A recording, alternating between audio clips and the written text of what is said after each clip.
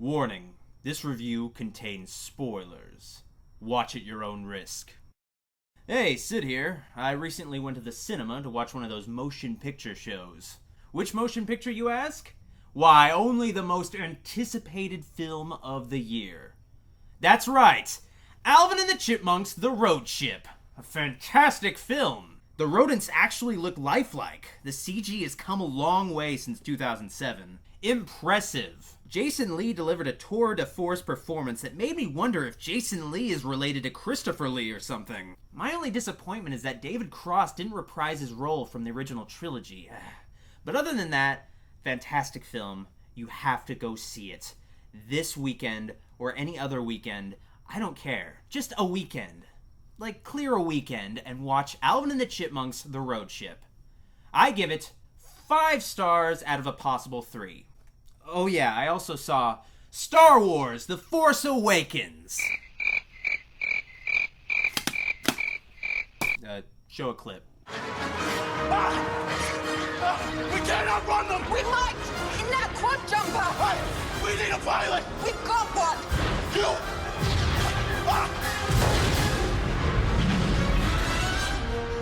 Star Wars: The Force Awakens tells the story of Rey, a lonely scavenger on the desert planet Jakku.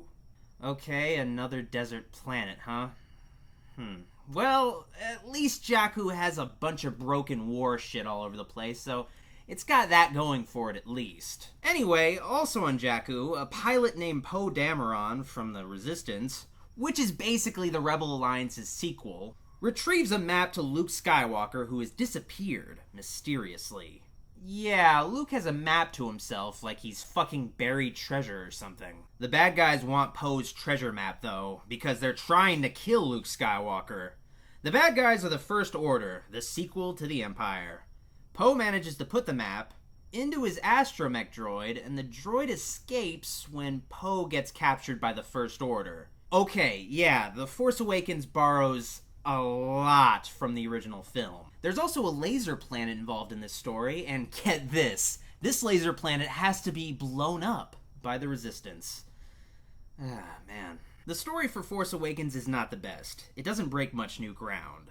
Which is unfortunate because it's been a long fucking time since Return of the Jedi. The Force Awakens plays it a little too safe, and it doesn't feel like the Star Wars galaxy has progressed much in 30 years. Even after 30 years, the bad guys are still making those giant death lasers in the sky. This movie's Death Star didn't even feel like it was important, and the Resistance didn't seem that threatened by it. It could have been any other kind of doomsday device. I don't know why they rehashed that. The Force Awakens doesn't really have a story worth writing home about, but the characters, new and old, are what make this movie worth watching. Just like the originals. The R2-D2 surrogate in this flick is BB-8, a cute little ball droid that does some silly stuff for the kids. Fun little robot to watch. The reason why BB-8 is a ball is probably because R2-D2 always would fall over, but balls can go anywhere. Okay, that sounds really weird out of context. Oh well. BB-8 ends up in the care of Rey, played by Daisy Ridley. Rey has spent most of her life just hanging out on Jakku, getting sand caught in her capri pants. Rey is waiting for her parents to come back for her, but I don't think that's gonna happen anytime soon. Rey is one of the 2 main characters of this movie, and Ridley portrays her as idealistic, loyal, and a very capable fighter from the get-go, but Rey is still the relatable Luke-like character that hasn't gone anywhere or done anything, and is just taking it all in. There's a lot of ambiguity to Rey, so her character has a lot of room for development.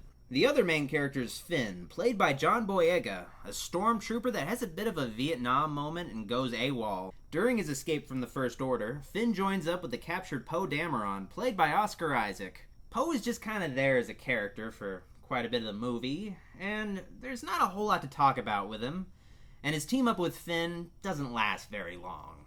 Out of all the new good guys, Finn gets the most development. The guy goes from being cowardly and just wanting out of the whole Star Wars to actually deciding to kick ass. Though the main reason why Finn starts to kick ass is because he seems to have a thing for Rey. Boyega delivers a charming, humorous performance, but he sure does sweat a lot in this movie. Get this guy a towel. One big issue with Finn that I have is that there wasn't anything about being a stormtrooper that he could miss, like a friend or something. that would give his treachery more weight. Finn just stops being a stormtrooper because it kinda sucks. Finn eventually meets up with Rey, and they get the hell out of Jakku in the Millennium Falcon. Oh my god, it was so fucking cool when they revealed it. Oh man. Then there's the bad guys. Bad guy numero uno is Kylo Ren, played by Adam Driver, a mysterious young Sith that worships Darth Vader. Kylo takes after Anakin Skywalker in the kind of whiny, moody, brooding dick sort of way. I was a bit disappointed by Kylo Ren. He started off promising, but he just comes off as underwhelming without much of a purpose.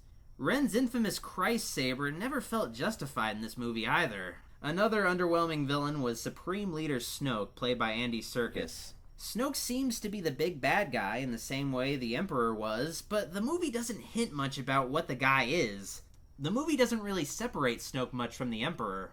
They're both deteriorated evil guys. It also doesn't help that Snoke's title as Supreme Leader reminds me of Fearless Leader from Rocky and Bullwinkle, and Snoke's name also reminds me of Snort and Coke. They should have saved Snoke for later, and maybe fix that name a bit. The final notable bad guy is Captain Phasma, played by Gwendolyn Christie. This character was hyped by so many fucking websites based solely on the fact that she's a female villain that wears armor that doesn't indicate her gender. That's nice and all, but Phasma has a few scenes, and she doesn't really say or do anything all that cool. Kind of like Boba Fett. Much like Boba Fett, she's just a neat-looking character that is present in some scenes. All those journalists must feel really fucking stupid for hailing a minor character based solely on armor. It's definitely nice, though, that little girls can have this character to dress up as on Halloween, at the very least. An actually good minor character that happened to have a female voice was Maz Kanata, a weird little alien played by Lupita Nyong'o. I really hope I didn't fuck her name up. Maz is kind of Yoda, but if he was a pirate and a lady. She's still a mystic, but not a Jedi.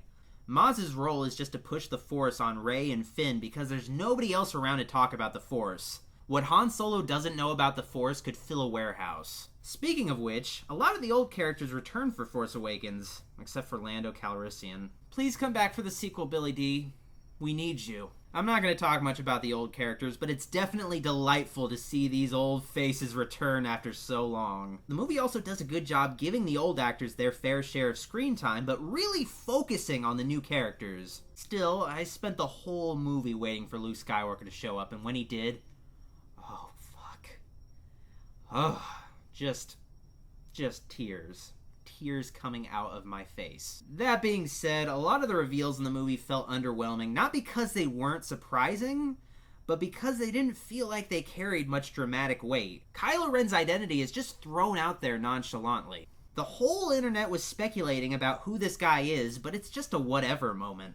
The only reveal I thought was really awesome was the Millennium Falcons. It was a great, funny way to establish the ship. Okay, let's talk about the effects. All in all, they're great because a lot of the places and things that are on the screen are real, practical. This was the big thing that Disney wanted everyone to know right off the bat. The prequels were big on blue screen and having some actor wear a stupid hat that will eventually be replaced by some CGI weirdo.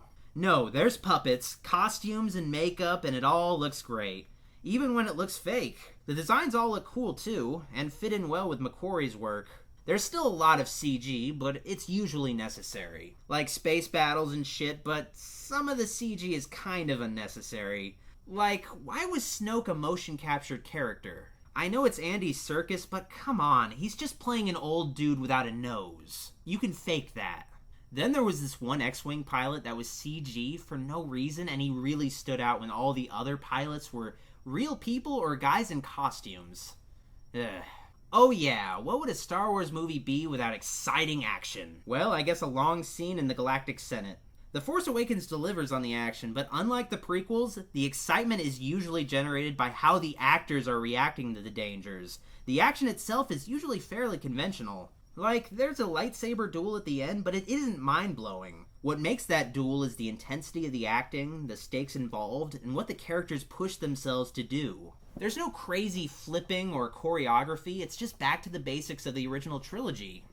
Don't need to be all fancy, you know? The Force Awakens is just a prototype for the new Star Wars movies, really. The whole point of the movie is just to figure out what worked about the original films and also mix some new stuff in, but still, It plays it safe for the most part, like I said before. I don't want to see another goddamn Death Star, but besides those frustrating rehashes, The Force Awakens was a fun movie with memorable moments and great visuals.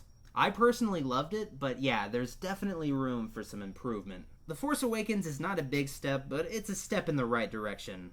Hopefully that direction does not lead to Jar Jar or Ewoks. Oh god. Those fucking Ewoks, Jar Jar. Oh. Anyway, thanks for watching this video. Subscribe, like, comment, all that great stuff.